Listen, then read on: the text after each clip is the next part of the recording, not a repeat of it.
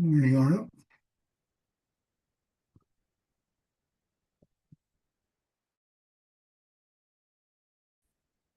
Can you hear me okay? Yep. Hold on. I can't hear you. There we go. Can you hear me okay, Arnold?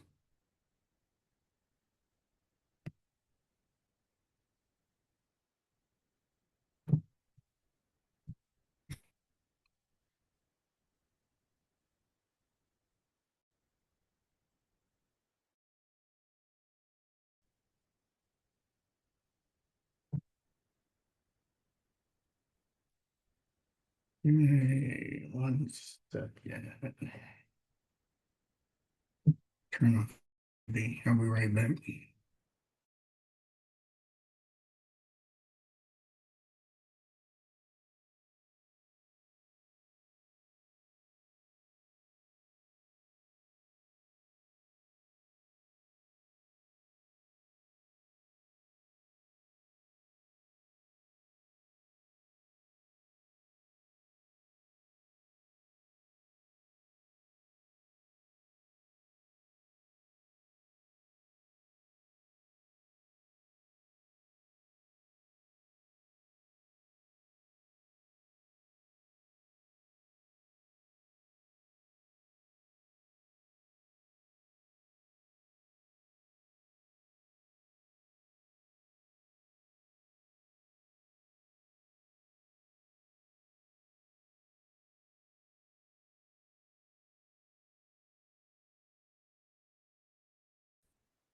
Okay, let's set everything up here. Good morning, Sandy. Can you hear me okay? Yes, I can hear it. Okay. Let's see. Keep a note here. We got Sandy.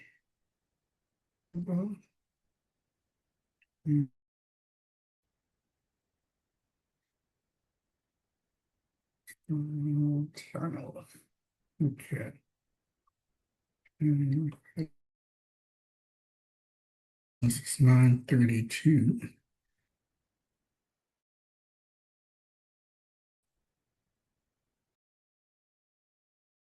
Okay, so just kind of an overview of what we're going to be covering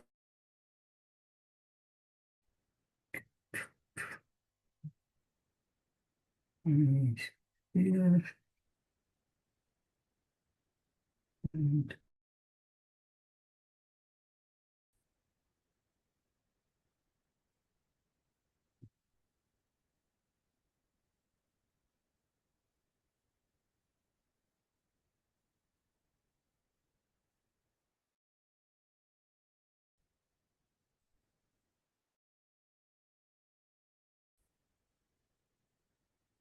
it must be the snow, everything's running slow.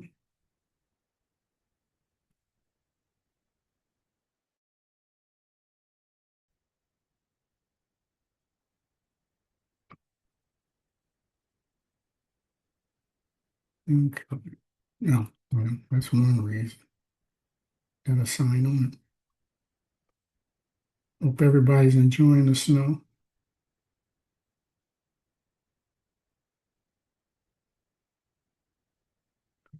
Okay, so I'm a quick overview.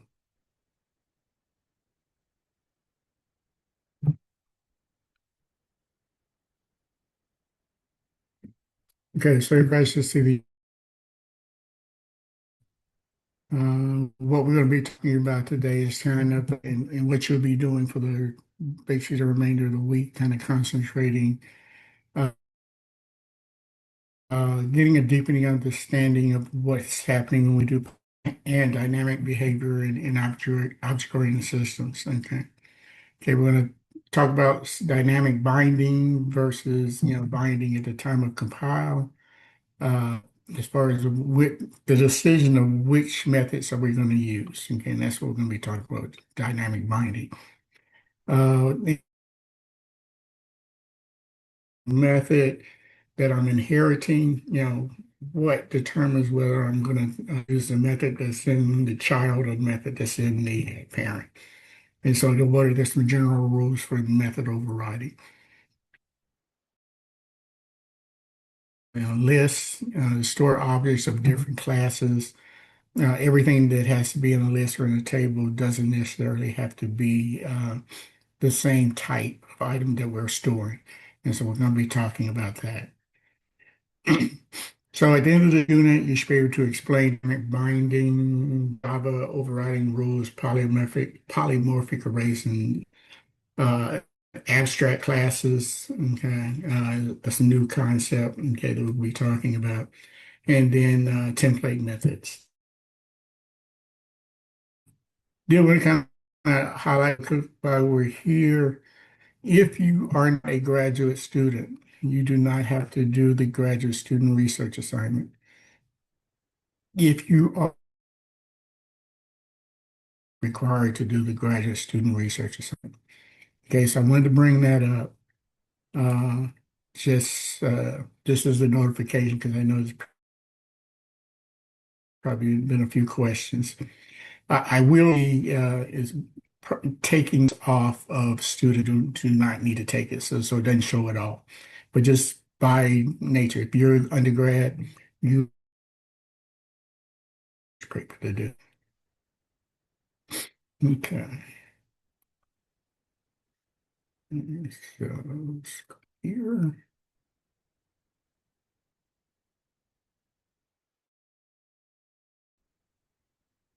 Let's do share here. Okay, so let's first talk about, let me write down some names here. So, okay, Elmer, Sabrat, Stephen,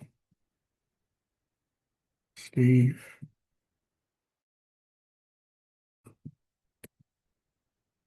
1, 2, 3, 4, 5, 6, 7. Okay, missing four. So, yep. Okay, so can everybody see runtime polymorphism, abstract in Java? And make sure that you're seeing what I'm saying. Okay, you're probably not because I'm not sharing. Let's go with you. Let's go with you. Stop share. Share.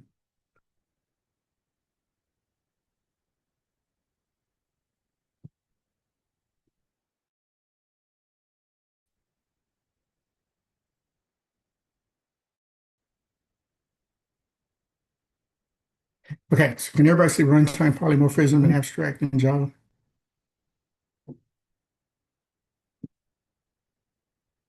Is that what you,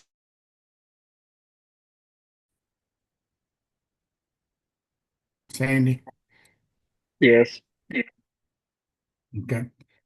Okay, so so we're going to start there. Okay, so what we're going to be talking about today, big idea, why polymorphism exists, dynamic binding, what really runs at runtime, method overriding rules, how do we do it safely, polymorphic arrays and lists. We talked about abstract classes and versus interfaces, and template method pattern algorithms, scaffolding. Okay, so with that, we're looking. What is polymorphism? Okay, why does it matter? Okay, think about the question. How can one piece of code work for many different object types? And the examples given here is projects that the group is working on is the game. Okay, the game. And say in particular case, Uh, so I could have, a warrior, a mage, an archer. Each ones are people or characters, but they're different types. Okay. So each character in this particular case should have different characteristics of what they have and what they can do. Okay. But we don't want to have to rewrite code. Some of the common things that we're going to have with the various types is just that functionality or keep the same. I don't want to duplicate code. This goes Yeah. And when I started programming 101, so that I keep everything unique. That is not the world today. The world today says if I don't need to write, I need to write it once and use it many. Okay, so that's what we're basically doing here. I can have a library with a book, a DVD, and a magazine, or I have a payroll system where we're talking about hour employees and salary employees. Each are employees, but each different functionality. One of them, but at the same time, there is a lot of similarities with the types that applies to both. Okay. So that's what polymorphism basically says that, okay, the same code, okay, for um, for different types. I want to take advantage of that. And so that's what they're describing here, multiple types, um, and taking that information and being able to uh, you reuse code. Basically, let's keep it simple. Reuse code. We want to treat them as a group. We want to each behave in its own way, and we want to avoid writing duplicate code. Okay, this is where runtime uh, with Java, we have the Java, we code it, we compile it, and then we run it. Okay, and each one of those points we have decision points as to what each to do. Runtime polymorphism says I'm not going to actually look at and determine what code I'm going to be using until runtime.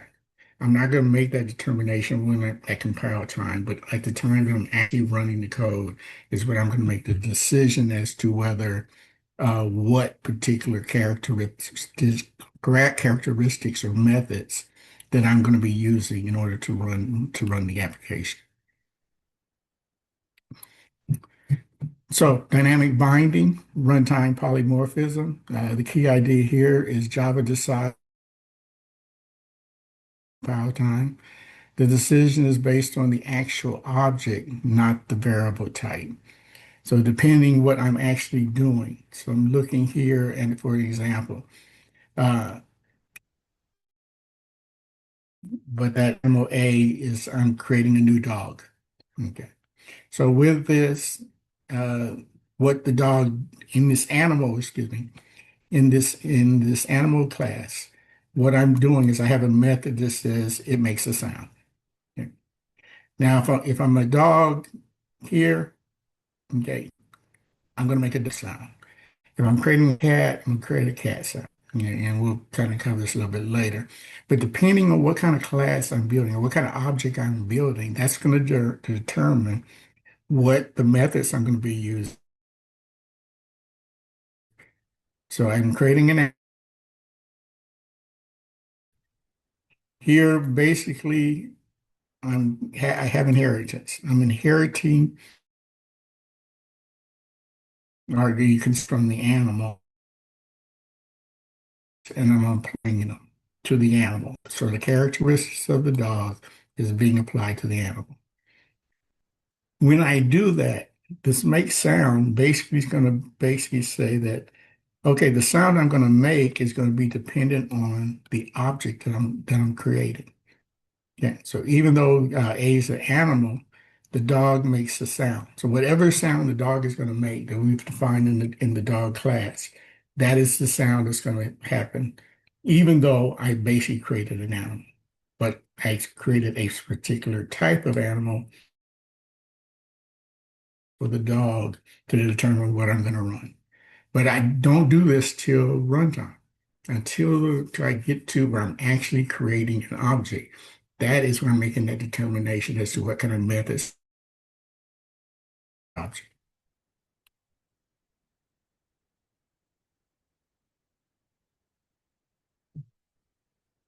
Okay. Okay. So why Java uses dynamic binding, the method chosen while the program is running. Okay. Here's kind of the definition of what we were talking about. Polymorphism. I have polymorphism at compile time. Okay, where we're doing method overriding, overloading, or operator overloading, and then I have polymorphism at runtime. And I'm determining which methods I'm going to execute. So that's basically two types. One is at compile time, one is at runtime. Looking at this particular example here,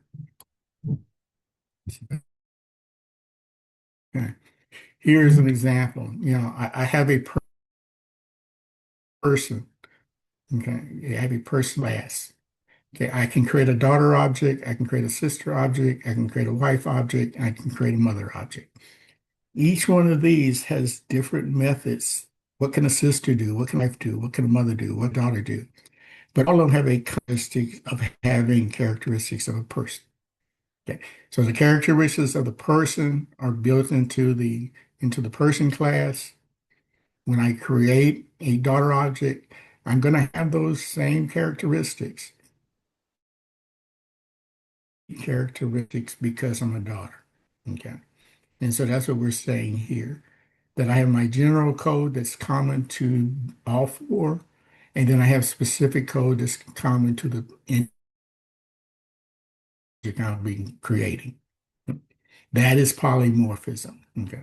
Having different types, using common code, but having its individual depending on what object I'm creating.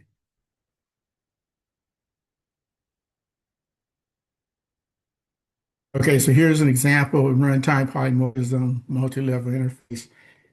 Here, I'm creating a class animal. I'm creating a method. The method is eat. In this particular case, it's going to output eating. Okay, that's a general animal. The animal just says eating. No, if I created it, I would be seeing as far as this particular method is concerned. Okay, here I'm creating a class dog, but I'm extending animal. So taking the functionality that the animal can do, okay, still there, but I'm extending it. So I'm adding the characteristics of what a dog can do in that animal. Now what happens is that if I create a dog, okay, then here, instead of printing out eating, I'm going to be printing out eating fruits. So it does extend animal that says for this particular method, eat. Okay. I'm changing it. When I create that dog, I'm now going to be looking at the dog specific my dog. In this particular case, it's going to be eating fruits. We have a baby dog. So, okay, yeah, we have a dog. We have a baby dog. It extends dog. Okay. And then eating milk. So if I create a baby dog, I have all the characteristics of a dog, which in essence uh, has all the characteristics of an animal. But my eat for this baby dog is now going to say, hey, I'm drinking milk. So hopefully you can see that in each one of the cases, depending on what I'm creating, okay. And there's some rules. We're going to go over the rules that says, how do I know which override, which method am I going to be using? Okay. And we'll talk about that here in a little bit. But this is the way that morphism, the information depending on the object I'm creating, and that is going to determine what particular method I'm going to be using. Okay, one method, the same method, different results. I can do many possible behaviors. Code is flexible and extensible, so I can change it, okay, fairly easy without it having.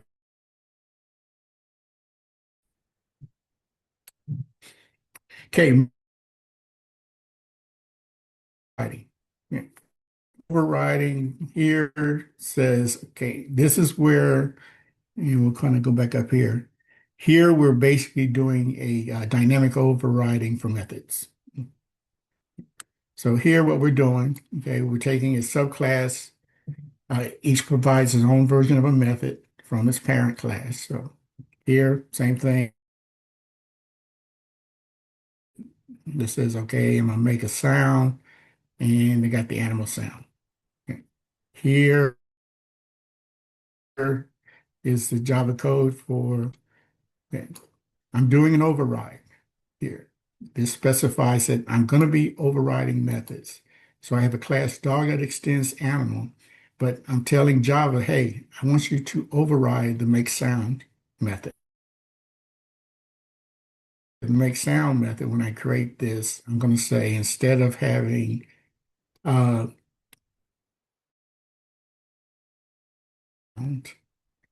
what I'm actually going to do is say when I create the dog that extends, I want it to bark. So here, I'm taking this make sound and to change it, I'm going to be barking. Okay, override rules. Okay. Here, make sound, make sound. Okay. The override, when I do an override, the name has to be the same. Okay, I can't have override make sound and here, make and say talk. Okay, so the methods that I'm overriding have to be the same. Have to be the same name. And here are here's the rules. Here, I have a method, the name must match. The parameter list must last. So if I'm passing parameters, okay, to or from, that list that's in the parent, okay, must be the same or in the override. They have to be the same list. I can't have two different ones. Return type must be compatible. Okay. Same thing, the types of information. If I'm, having an alphanumeric character, what I'm overriding has to match up piece by piece by piece by piece. And that will kind of determine, which whether the particular override is going to be in it or not. So again, going back here, I have a void make sound. I have a extension. I'm doing an override. This is if I'm a dog, I make sound. When I'm executing this is going to override. Yeah. So that is how we do the overriding. Here do have to put for your work. So that's kind of the key to tell Java, hey, the code that's following this is override. Okay. So here's the information that you need to do the override. Okay, change parameter list to say we can't do that. Okay, make the method private. You can't make it private, hiding it. Okay, so it can't be a private.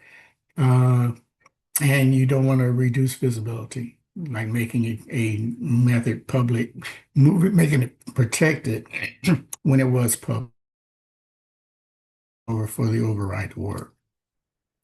Okay, override lets subclasses customize behavior safely.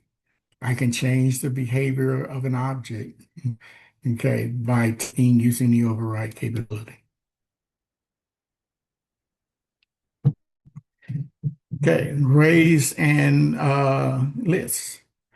Okay, in this particular case, okay, one collection can store many related objects. So I can create a table animal. Okay, in this particular case, I'm creating an array stored in position one. I'm going to put a new dog. Position two, I'm going to put a new cat. Position three, I'm going to put a new bird. Okay, so here's where I'm taking that information, different types, different object types in a common table. So you can put multiple different types of information in the same table. So in this particular case, I created a dog, I created a cat, I created a bird, put them in the table. In this particular case, what I'm doing is I'm going down through the table, and for each animal, I'm going to make a sound. Okay. Again, we know that when we do a dog, I'm going to change it to bark. When I get a cat, I'm going to change it to meow. When I get a bird, I'm going to change it to chirp. So find here which one we actually determined to do. which sound we make is not known until we're actually running the code. When we actually create the dog and we say make this, I have an override. Because I'm going to override what's in the animal with these override it from the dog. And this is again at runtime, I'm determining what particular action a particular object should have. Okay, so looking here, same method call, different outputs. Okay, I'm still calling um, animal. Okay, I'm still calling this particular class. Okay, okay, I'm still calling this particular class animal in the case. Same method. I get different outputs because again, there's different overrides I'm using for that polymorphism. Okay.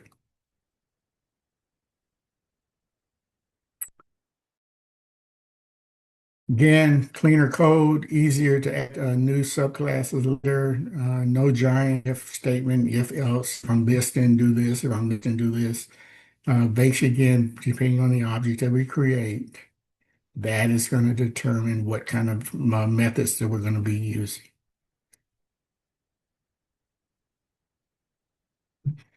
Okay, next is abstract classes.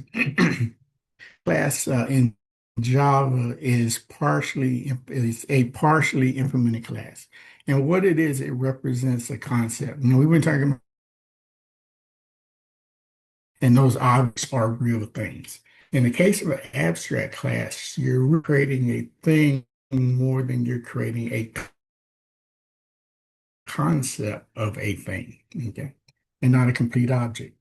So if we exist, it exists to define shared state and behavior, enforces required behavior in subclasses, and serves as a base class for inheritance hierarchy. So here was an abstract class models what something is, okay, while allowing the subclasses determine how it should behave. Okay? Different concept. I'm building a class that says, here's the characteristics of particular abstract class. Okay. And let's go down here. This is when we were talking about the shapes, we better understood. Okay. Uh, okay. A abstract class, that's a class that cannot be instantiated and don't create. Okay, it's defined. Okay. May contain absolute methods. So in this particular case, I'm creating an abstract class for shape. And it's the particular method here, the particular characteristic that I'm creating for that shape is area. Okay. Area is a shape. So I just created, going back here, just kind of touching here.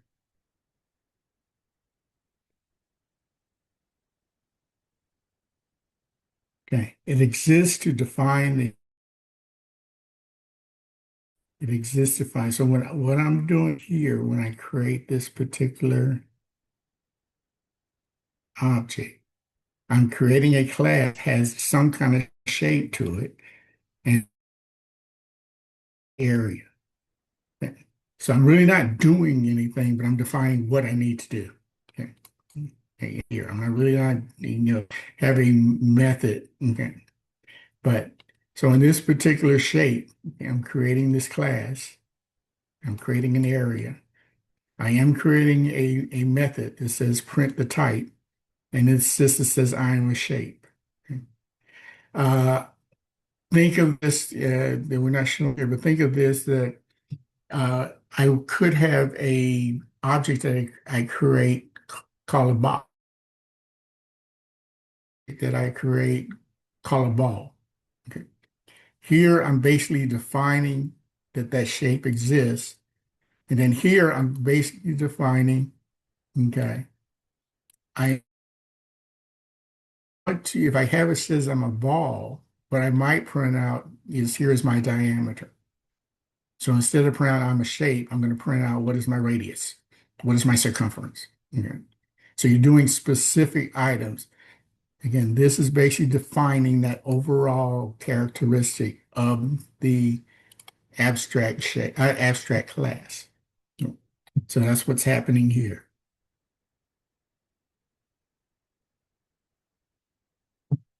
Okay, here subclasses must implement abstract methods. So I can just was saying I had a circle, extend public area, and I'm returning math.py. So this is a function that I'm creating that's going to give me information about the characteristics. Again, class searchable extend shape. That's an abstract. This is a specific.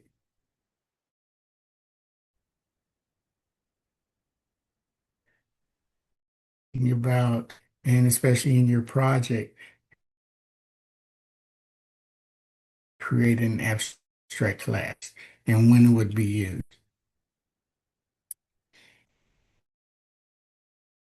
You want to shared code, shared structure. Objects should never exist in base form. Okay, I'm not creating the concept that I'm giving from an abstract class, but is the characteristics of a thing, okay, that we're basically talking about. And we want to force subclasses to implement new behavior. So I said, here I'm talking about creating a circle. I can say create a box. I say can create uh, an oblong, okay, create a rectangle. Okay. But I'm using the class shape in order to define specifically, telling me, well, what do I need to create for this particular object?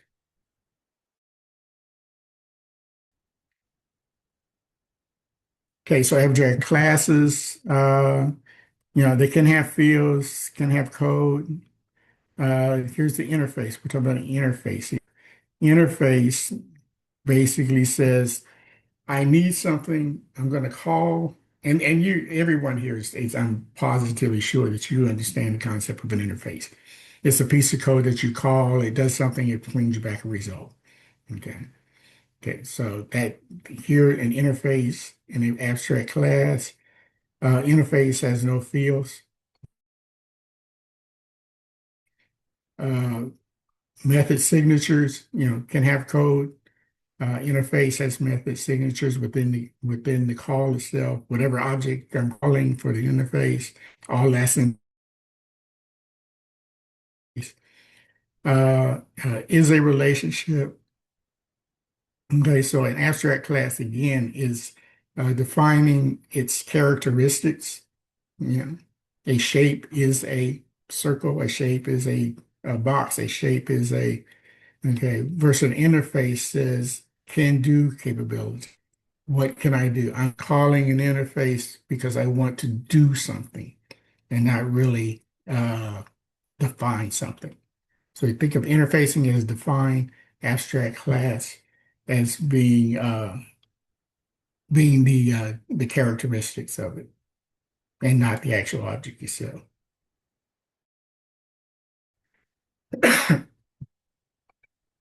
Okay, template method has defined steps. Okay, subclasses define how the steps should work. Okay. Template method pattern. One steps you need to take, and then the subclass says, okay, at step one, what do I need to do? At step two, what do I need to do?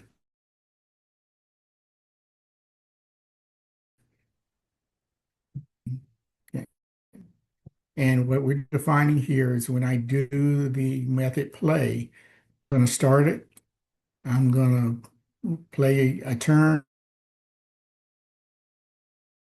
Okay, the abstract class is defining the what. What should I be doing? Okay. Here, the projected abstract void play turn. So here's the action for playing start. I'm going to put out a message game start. And let me make sure that you kind of, this is a simple example and game started. In reality, what you're going to have is the actual code that you need to play the game. And not just, I'm simply outputting here between in start and end. It's going to be actual code of activities or objects or activities or methods, actual real stuff that you want to do and not just print out a game start. Use this code. I have code that's for starting, I have code for play turn, and I have code for ending. As far as the class is concerned, play turn, in this particular case, all I'm doing is I'm going to do a start, which says the game started, and I'm going to do some logic that says I'm going to end the game. Okay. That's what we're defining. We're defining the what of what we have to do.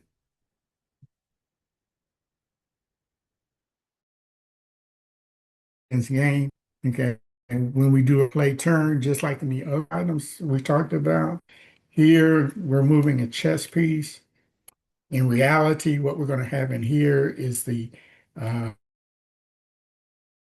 the code to actually play a turn. Okay, simple, just to show the concept, we're printing out move chess piece.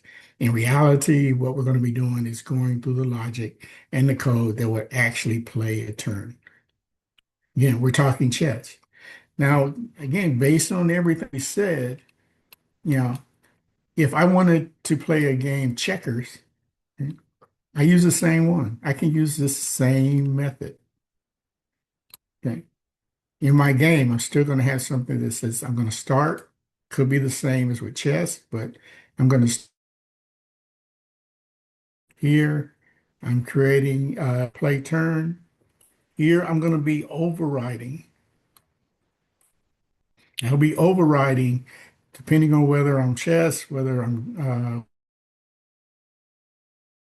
Monopoly, depending on whatever game I'm doing, dice, okay, whatever I'm doing, okay, that particular logic is going to be overridden.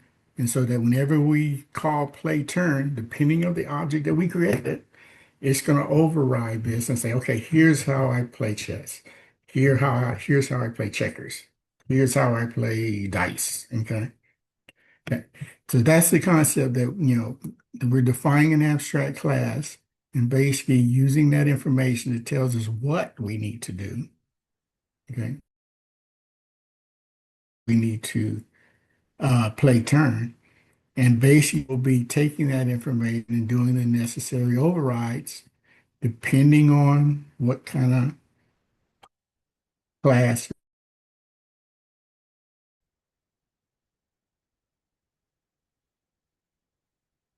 Okay. Algorithm stays consistent. Subclasses customized behavior. Okay.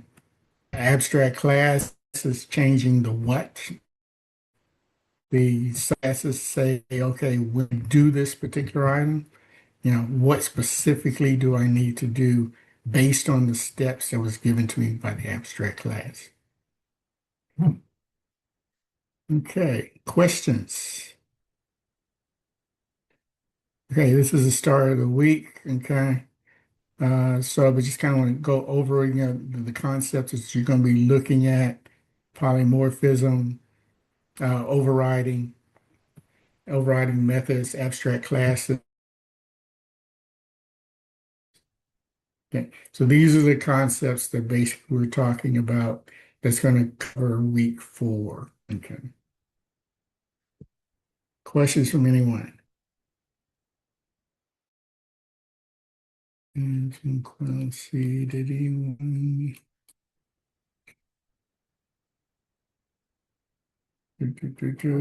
Mario brought. Okay. Yeah. Okay, brought. Okay, 1, 2, 3, 4, 5, 6, 7, 8. Okay. So brought, you just now joined. 1, 2, 3, 4, 5, 6, 7, 8. Okay. Three people missing. Okay, so look at uh, your quizzes and your project. Mr. Lobo, okay. I'm going to open up project one and project week one and project week two. Okay. So, Fine. Thanks.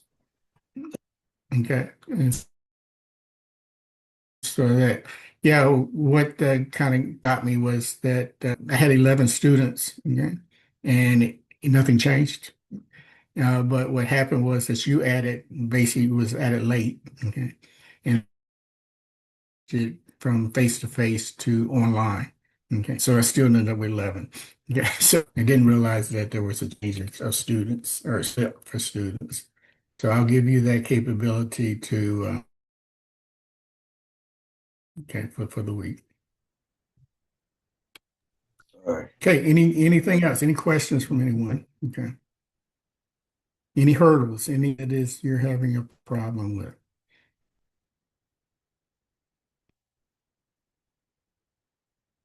Everybody happy? Okay. Then we're good to go. Again, if you're not a senior, I'll be making changes to that to the senior paper. Okay, but you don't have to worry about doing the senior paper. I mean, that's gonna be the graduate, not senior, but the graduate. If you're an undergrad. Okay. With that, I'll look for you to send me any questions or concerns you have. If not, then I'm pretty sure Monday, since we missed the last two. But looking forward to seeing you in person. Everybody have a good one.